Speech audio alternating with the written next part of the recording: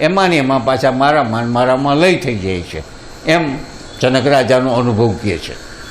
મારામાં જ અનંત સાગરરૂપી, મારામાં ચિત્તરૂપી આવા બધા મોજાઓ ઉઠે છે.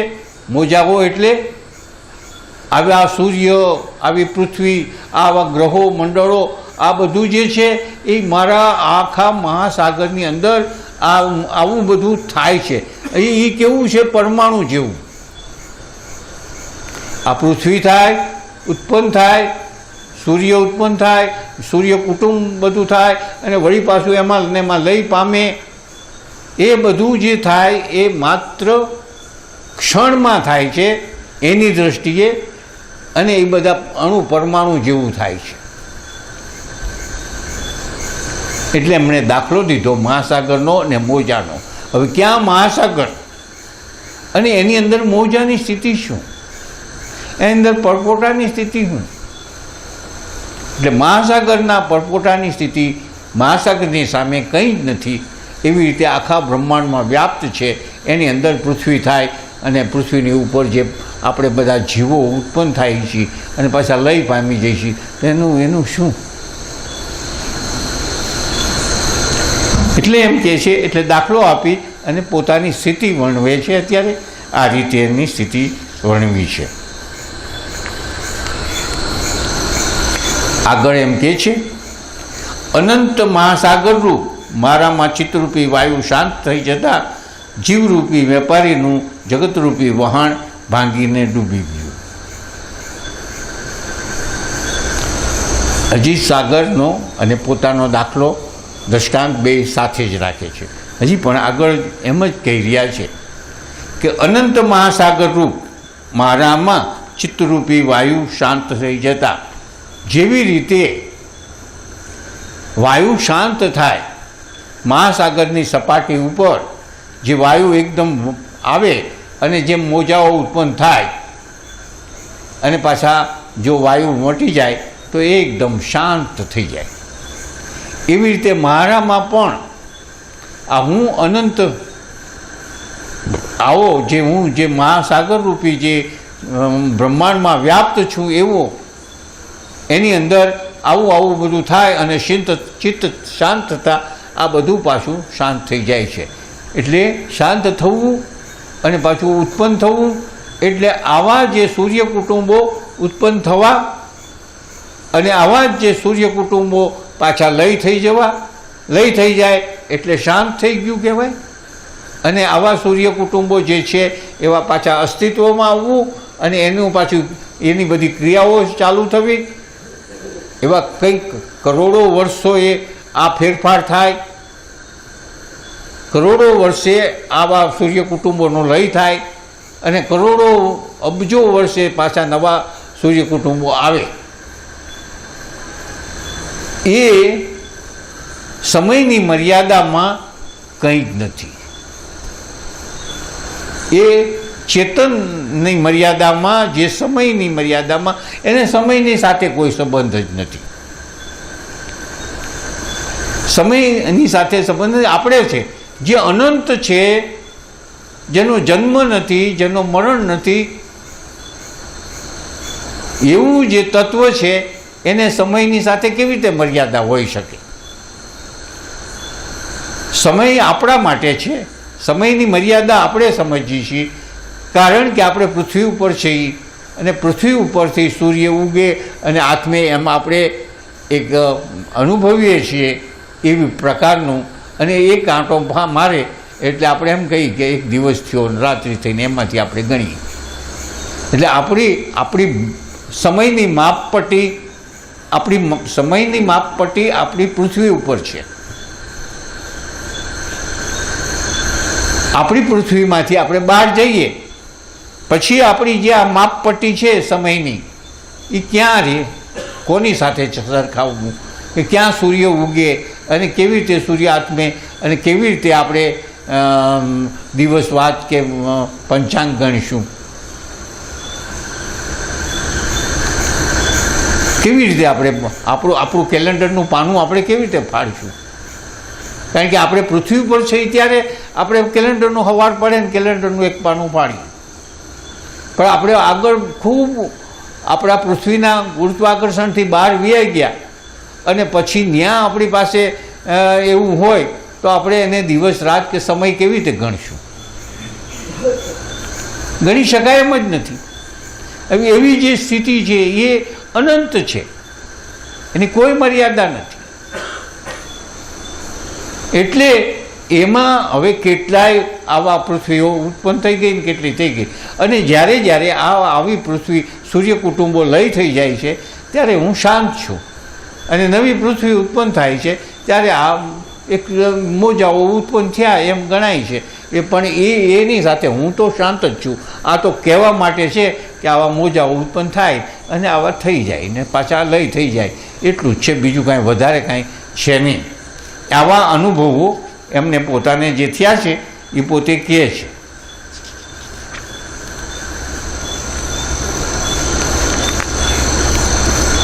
હવે એમ કહે છે કે આશ્ચર્ય છે અનંત મહાસાગર રૂપ મારામાં જીવનરૂપી મોજાઓ આપોઆપ ઉત્પન્ન થાય છે, અથડાય છે, રચે છે, રમે છે અને પાછા સમાઈ જાય છે, લય પામે છે, આ મહાસાગરની અંદર વિલીન થઈ જાય છે.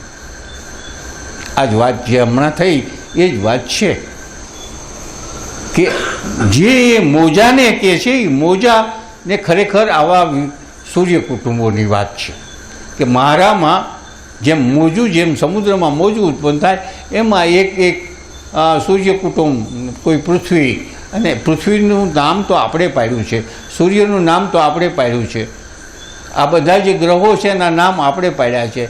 એની દૃષ્ટિની સામે એને ખબર નથી કે આનું નામ શું છે. આવું બધું થયા જ કરે છે. એ એક પ્રકૃતિનો ક્રમ છે અને ચેતનના પ્રકાશ વડે આ બધી પ્રકૃતિના રૂપો ફર્યા કરે છે. એની સાથે મારે કાંઈ સંબંધ નથી. આ બધા પ્રકૃતિના રૂપો છે. અને જેમ આપણે જન્મ્યા અને આપણે પછી બાળક હતા, પછી યુવા થયા અને પછી વૃદ્ધ થયા અને મરી જઈએ, આ એક શરીરનો એક ક્રમ છે, આ પ્રકૃતિનો એક ક્રમ છે કે આ રીતે એની વૃદ્ધિ થવી અને પછી એનો લય થવો, એમાં બીજું કંઈ આપણે કરતા નથી. આ આપણા શરીરને કોઈ વૃદ્ધત્વ અટકાવી શકીએ છીએ? કોઈ અટકાવી શક્યું અત્યાર સુધીમાં નથી. જે અવતાર ધારણ કરેલા છે એ એનાથી છૂટ્યા નથી. તો જેવી રીતે આ એક શરીર એક પ્રકૃતિના ક્રમથી બાળકમાંથી માંડીને વૃદ્ધ સુધીને પછી પાછું એમાં ને એમાં લય થઈ ગયું. હવે આ શરીર એક આહાર લઈ અને મોટું થયું ને વળી પાછું લય થયું ને વળી પાછું એને બાળી નાખ્યું, એ પૃથ્વી તત્વ અને વાયુ તત્વમાં ભળી ગયું અને પાછું સરખું થઈ ગયું. વળી પાછું નવો જીવ, નવું શરીર પોતે એ નવો જીવ. એવી જ રીતે આપણે આ એક મનુષ્યના શરીરની વાત કરી, એવી રીતે આ પૃથ્વી અને સૂર્ય આવી જ રીતે ઉત્પન્ન થાય છે. અને એવી રીતે જેમ એક શરીરની વાત કરી એવી રીતે આખા બ્રહ્માંડની અંદર આ બધા સૂર્ય કુટુંબો મારામાં ઉત્પન્ન થાય અને વળી પાછા એ થોડાક સ્થિર રહે અને પાછા લય થઈ જાય. આવું થયા જ કરે છે. આ એમણે પોતે જે 20 શ્લોકની અંદર જનક રાજાને જે બોધ આપ્યો 20 શ્લોકમાં, અને 20 શ્લોક પૂરા થઈ ગયા પછી જનક રાજા પોતે પોતાની અનુભૂતિ એમ કહે છે કે મારી સ્થિતિ આવી છે, હું અત્યારે આવો છું, હું આ મહાસાગર રૂપ છું, હું અનંત છું, આવું બધું મારામાં થાય છે, આવું બધું વિલય થઈ જાય છે.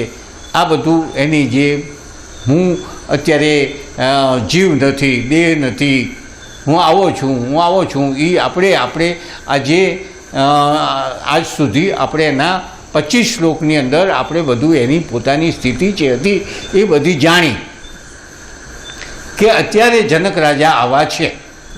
આ 25 શ્લોકની અંદર કહી દીધું અને બોલી અને પછી જનક રાજા શાંત થઈ જાય છે. અનુભૂતિ આવી બધી પોતાની થઈ છે અને કહી અને શાંત થઈ જાય છે.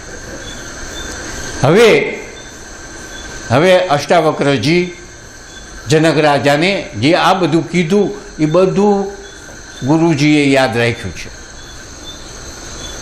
જે કીધું એની સામે હવે જેમ ગુરુ ને શિષ્યની જે નાતો છે અને એ જે શિષ્યની પોતાના શિષ્યની પ્રગતિ ગુરુ ઈચ્છતો હોય છે અને જ્યાં જ્યાં ભૂલ કરતો હોય ત્યાં એને ટકોરો પણ કરતો હોય છે ગુરુ, કે તારી આ ભૂલ છે, તું આ જગ્યાએ આ સુધારો કરવાનો છે, તારી આમ કેમ છે, તું આમ કેમ છો.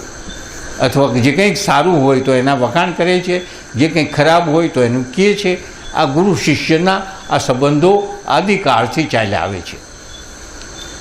અત્યાર સુધીમાં એક જ ગુરુ શિષ્યને એક જ એવા સંબંધો છે કે ગુરુ કરતાં શિષ્ય સવાયો થાય અને ગુરુ ગૌરવ લે.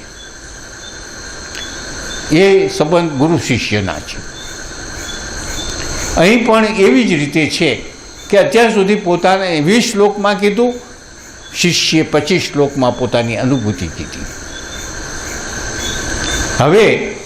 હવે ગુરુ જે એણે પોતાની અનુભૂતિ કીધી એની અંદર હવે પોતે આક્ષેપ કરે છે, ટકોરા મારે છે. ભલે એ સાચા છે, જાણે છે, બધું છે, પણ છતાં એની પરીક્ષા તો કરે જ. એટલે અહીં પરીક્ષા હવે શરૂ થાય છે. હવે જનક રાજા મૌન છે અને અષ્ટાવક્રજી એની પરીક્ષા કરી રહ્યા છે. એટલે એમાં હવે શું છે એ આપણે હવે આગળ વધીએ.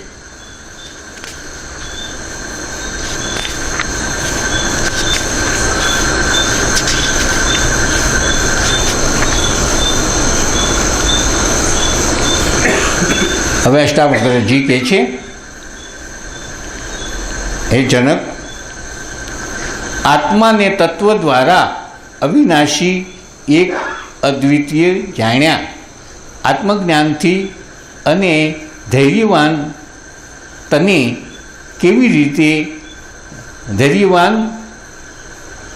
કેવી રીતે અર્થ ઉપાર્જન કે પ્રાપ્તિ માટે આસક્તિ કે પ્રીતિ થાય છે?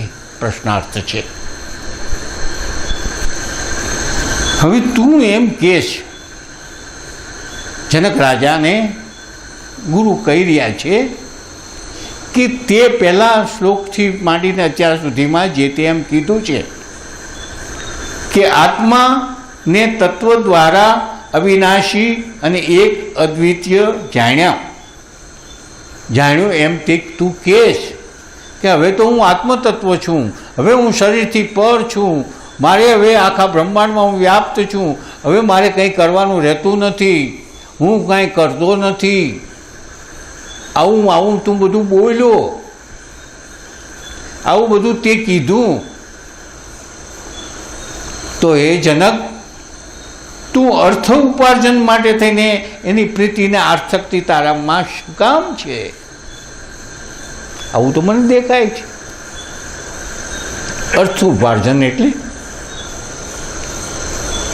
તારી જે જરૂરિયાતો જે છે એ જરૂરિયાતો માટે તો તું પ્રવૃત્તિ કરી રહ્યો છો,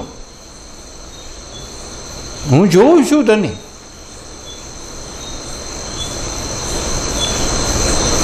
કારણ કે તું આખો વહીવટ ચલાવશ, રાજ્ય ચલાવશ, તું ન્યાય આપશ, તું દંડ લેશ, તારી તિજોરીને સંભાળશ, કેટલા રૂપિયા છે ને કેટલા નથી, કોની પાસેથી લેવાના છે ને કેટલા કર ઉઘરાવવાના છે, આવું બધું તો તું પ્રવૃત્તિ કરશ અને વળી પાછો કહેશ હું જ્ઞાની, હું તો આખા બ્રહ્માંડમાં વ્યાપ્ત છું અને મારે કાંઈ લેવા દેવા નથી, હું શરીરથી પર છું, આવું તું બોલે છે. અને હું તો તને આ બધું કર ઉઘરાવશ ને આ બધું લશ્કરનું બધું જોઈશ ને આ બધું તું રાણીવાસમાં જાશ ને આ બધું છે, તો બધું આ શું? તું આમ બોલેશ ને, તારી પ્રવૃત્તિઓ તો શરીરથી પ્રવૃત્તિ તો હું તને આવી જોઉં છું, મને દેખાય છે, તો આમાં સાચું શું છે? આવી રીતે ગુરુ જનક રાજાના માથે આક્ષેપ કયો તો આક્ષેપ કયો, અને એમ કયો કે ભાઈ એની પરીક્ષા લે છે તો એમ પણ કરી શકીએ આપણે. કારણ કે પહેલા શ્લોકમાં જનક રાજાએ પોતે આ બધું કહી દીધું. હવે સાચું શું છે એ તો પછી આપણે આગળ જાણીશું. આક્ષેપ તો સાચો છે, જે આક્ષેપ કર્યો, કારણ કે જનક રાજા આવું બધી પ્રવૃત્તિ કરતા હતા.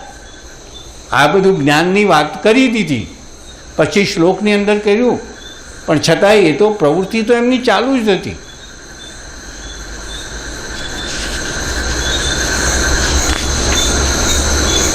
બીજા શ્લોકની અંદર પણ પાછો જ આક્ષેપ છે. અહો આશ્ચર્ય છે, જેમ છીપના જ્ઞાનથી ચાંદીમાં બ્રહ્મ લોભ પેદા થાય છે, આત્માના અજ્ઞાનથી વિષરૂપી બ્રહ્મણાત્મક વસ્તુઓમાં પ્રીતિ થાય છે. તને આવી પ્રીતિ થાય છે, આ મને આશ્ચર્ય, અત્યાર સુધી તને આશ્ચર્ય થતું હતું. જનક રાજાને એમના ગુરુ અષ્ટાવક્રજી એમ કહે છે કે અત્યાર સુધી તું એમ કહેતો મને આશ્ચર્ય થાય, મને એવું આશ્ચર્ય થાય છે કે તું આવું બધું બોલ્યો, તને આવી બધી અનુભૂતિઓ થઈ, આવું તું કહેશ કે છીપમાં રૂપાની ભ્રાંતિ થઈ અને એ ખરેખર છીપ જ છે, એ મારી ભ્રાંતિ ટળી ગઈ છે, અજ્ઞાનને કારણે જ હું જોતો હતો કે આમાં ચાંદી છે, પણ મને જ્ઞાન થઈ ગયું એટલે મને થઈ ગયું કે હવે તો આ છીપ જ છે, એટલે કે મને આ આખા બ્રહ્માંડમાં વ્યાપ્ત છું, હું આ શરીર સહિત આ બધું ખોટું છે એમ બધું માનતો હતો. જેમ ભ્રાંતિથી હું મારા અહંકારને હું એમ માનતો હતો કે હું છું, જનક છું, પણ એ ભ્રાંતિ ટળી ગઈ, હવે તો હું વ્યાપ્ત છું. આવી બધી અજ્ઞાનના કારણે તું આવું બધું બોલતો હતો ને હવે મને જ્ઞાન થઈ ગયું એટલે હવે મને કંઈ છે જ નહીં, હું તો હવે ચેતન સ્વરૂપ છું. જેમ સર્પને અને દોરીની જે ભ્રાંતિ હતી અને સર્પની ભ્રાંતિ ટળી ગઈ અને સાચું સ્વરૂપ મારું દેખાઈ ગયું, આવું બધું તે વાતો કરી તો લોભ પેદા થાય છે.